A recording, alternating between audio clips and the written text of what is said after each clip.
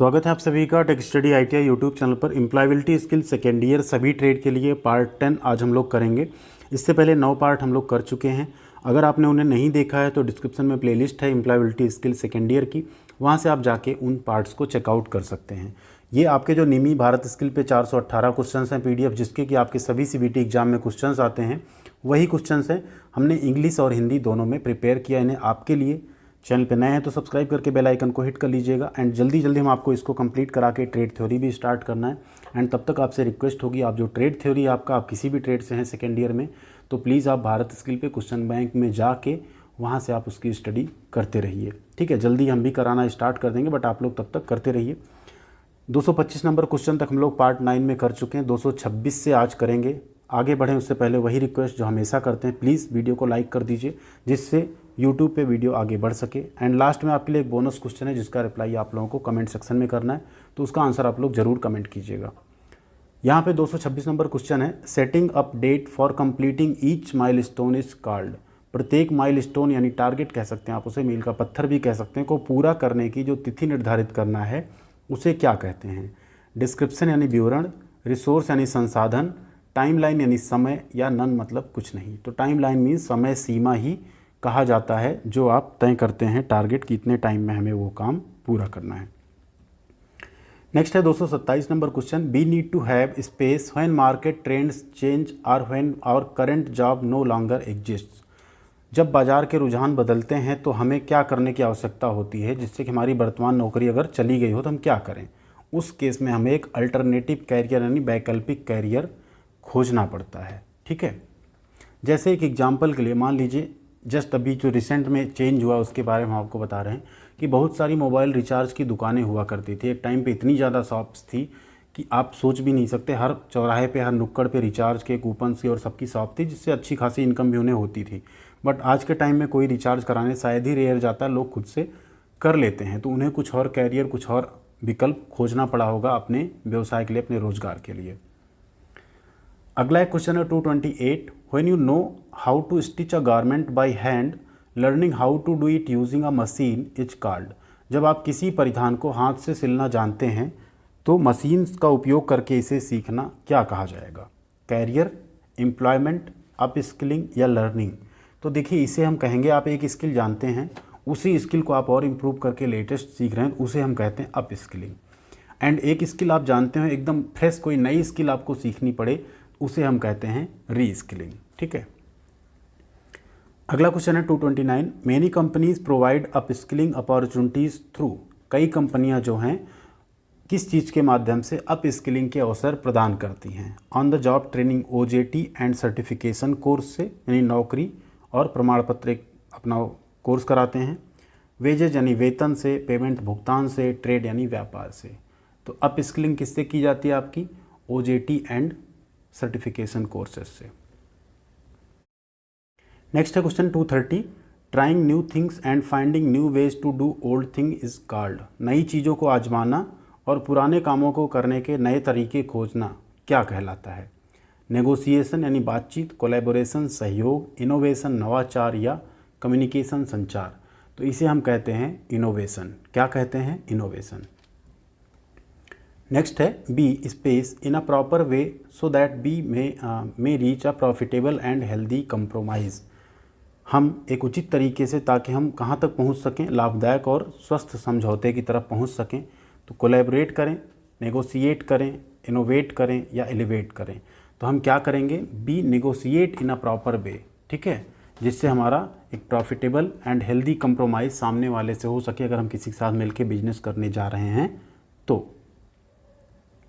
चलो 232 है, thinking in a smart way by questioning the information you receive so that you are not fooled by fake news is called.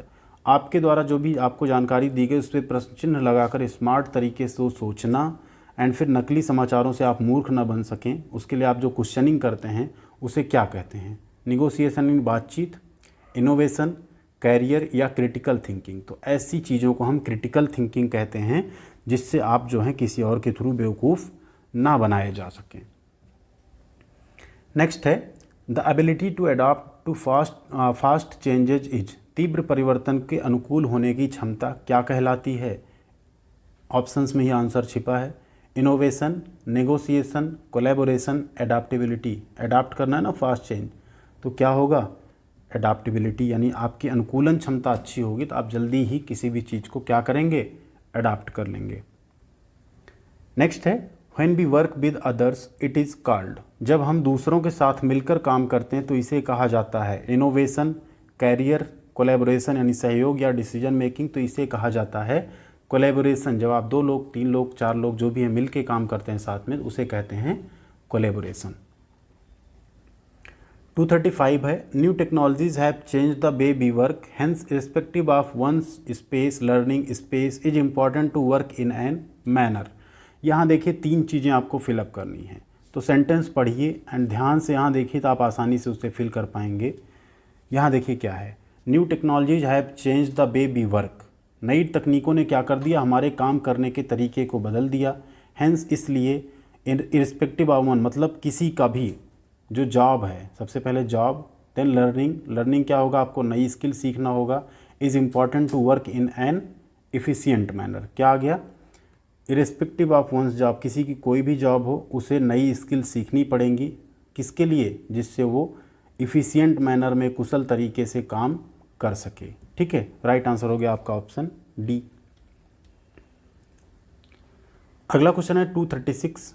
A person who learns new things related to his her career and is up to date with latest industrial development has.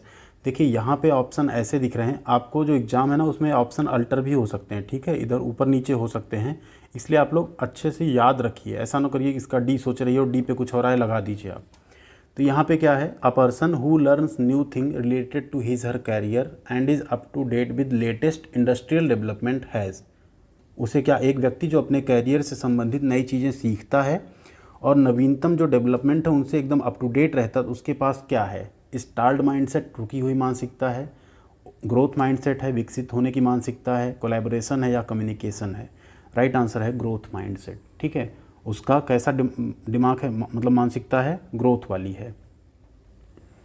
Next है 237। A person who does not take necessary steps to learn new skills even when there is threat of losing his her job is.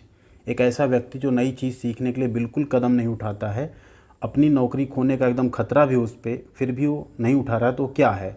Open minded है, not open minded है, एडाप्टेबल है, inefficient है। तो वो क्या है? खुले विचारों वाला नहीं है, नॉट ओपन माइंडेड। ठीक है,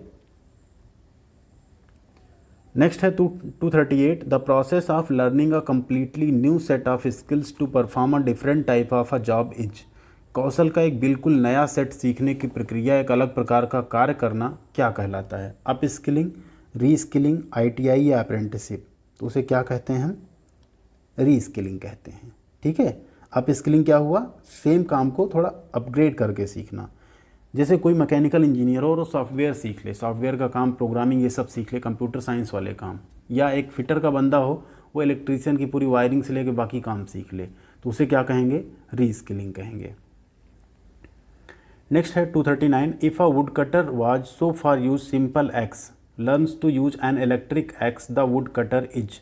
यदि एक लकड़हारा है जो अब तक साधारण कुल्हाड़ी का उपयोग करता था, बट अब क्या किया? एक विद्युत कुल्हाड़ी से काम करने लगा, तो क्या हुआ?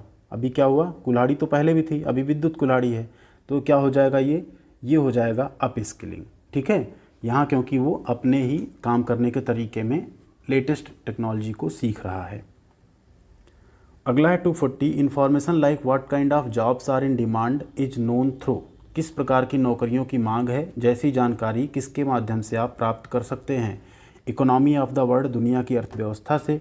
Market trends based on the economy, अर्थव्यवस्था के आधार पर बाजार के रुझान।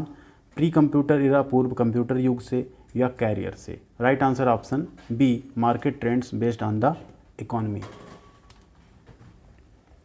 नेक्स्ट है 241। Market trends are useful to plan ones career because they help to. बाजार के जो रुझान हैं किसी के कैरियर की योजना बनाने के लिए उपयोगी होते हैं, क्योंकि वह मदद करते हैं किसमें? आइडेंटिफाई प्रॉपर्टी, संपत्ति की पहचान करने में। Recognise jobs that are and will be in demand, उन नौकरियों को पहचानने में जो मांग में है और होंगी आगे। इंक्रीज, बढ़ोतरी। या रिमोटली वर्क यानी दूर से काम करने में। तो राइट आंसर मार्केट ट्रेंड्स आपका रिकॉग्नाइज़ करने में जॉब को जो कि फ्यूचर में डिमांड में आएंगी, अभी डिमांड में हैं, उसमें आपकी मदद करते हैं।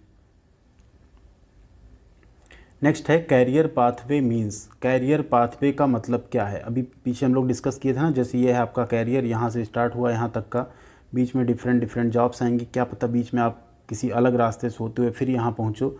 तो कैरियर पाथवे क्या है actually? Small group of jobs within a career. ये पूरा कैरियर है, ये आपके डिफरेंट जॉब्स हैं। राइट आंसर क्या हो गया आपका? Option B. अगला है the natural way ability of a person to do something and how quickly he she can learn something is called. किसी व्यक्ति की कुछ करने की स्वाभाविक क्षमता और वह कितनी जल्दी कुछ सीख सकता है उसे क्या कहते हैं? Up skilling, reskilling, career path या एप्टीट्यूड? तो उसे हम कहते हैं एप्टीट्यूड। क्या कहते हैं? एप्टीट्यूड।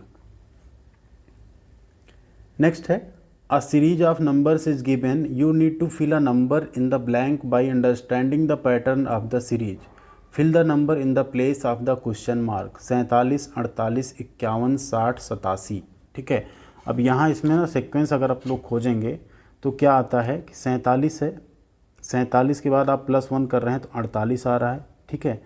+3 कर रहे हैं तो कितना आ रहा है? 51 आ रहा है। +9 कर रहे हैं तो कितना आ रहा है? 60 आ रहा है। +27 कर रहे हैं तो कितना आ रहा है? 87 आ रहा है। 1 3 जा 3 त्रिका 9 त्रिक 27। अब 27 तियाँ कितना हो जाएगा? 81। 81 और 87 को जोड़ दीजिए 168। ठीक है। राइट आंसर क्या हो गया? 168। नेक्स्ट है देखिए, a man can reach a certain place in 40 hours if he reduces his speed bye 1/15 he goes 5 kilometre less in that time. Find the total distance covered by him. एक आदमी एक निश्चित स्थान पर 40 घंटे में पहुंच सकता है। यदि वह अपनी गति 1/15 से कम कर देता है तो वह उस समय में 5 किलोमीटर कम जाता है। उसके द्वारा तय की गई कुल दूरी ज्ञात कीजिए। देखिए क्वेश्चन बहुत सिंपल है। जो आपका दूरी चाल समय होता है ना, दूरी बराबर क्या हो जाता है आपका?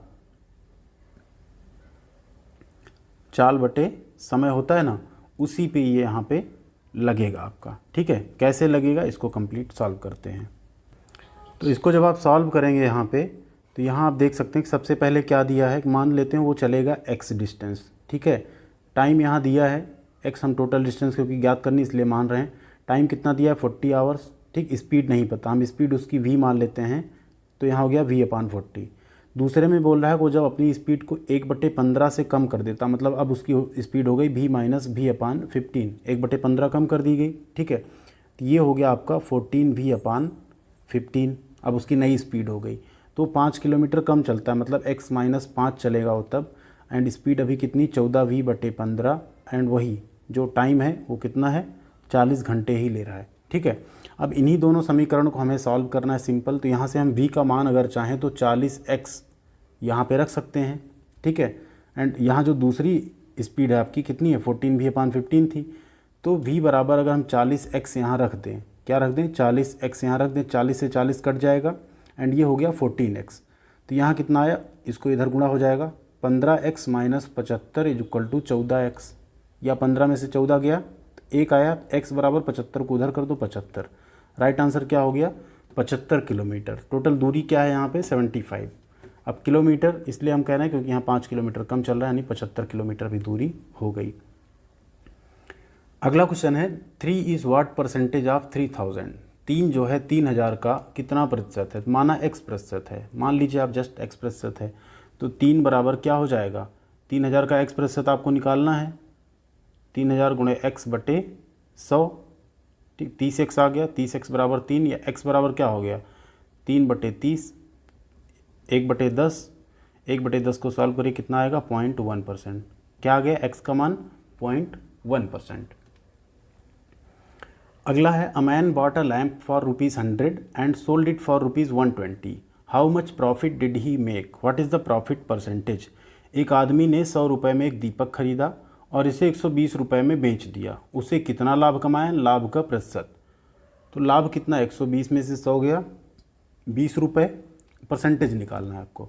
तो प्रतिशत लाभ बराबर होता है, प्रतिशत प्रॉफिट बराबर होता है अर्न किया हुआ प्रॉफिट गुणे 100/CP। कॉस्ट प्राइस कितना है? 100।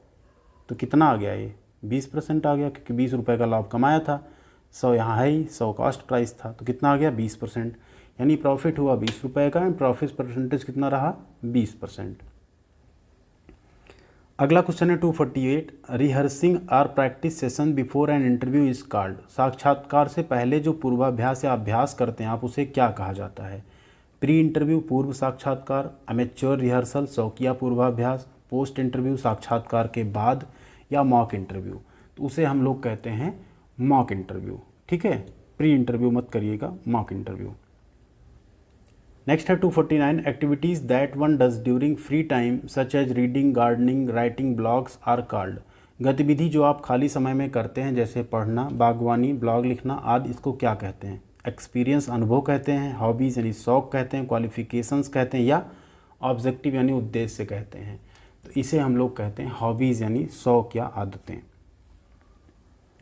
250 नंबर क्वेश्चन है, when a person is naturally good at doing something it is his her. जब कोई व्यक्ति स्वाभाविक रूप से कुछ करने में अच्छा होता है तो यह उसकी क्या है?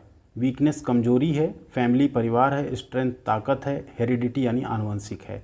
तो ये क्या है उसकी स्ट्रेंथ? अगर वो नेचुरली कोई चीज़ करने में गुड है तो वो क्या है उसकी स्ट्रेंथ है, ताकत है।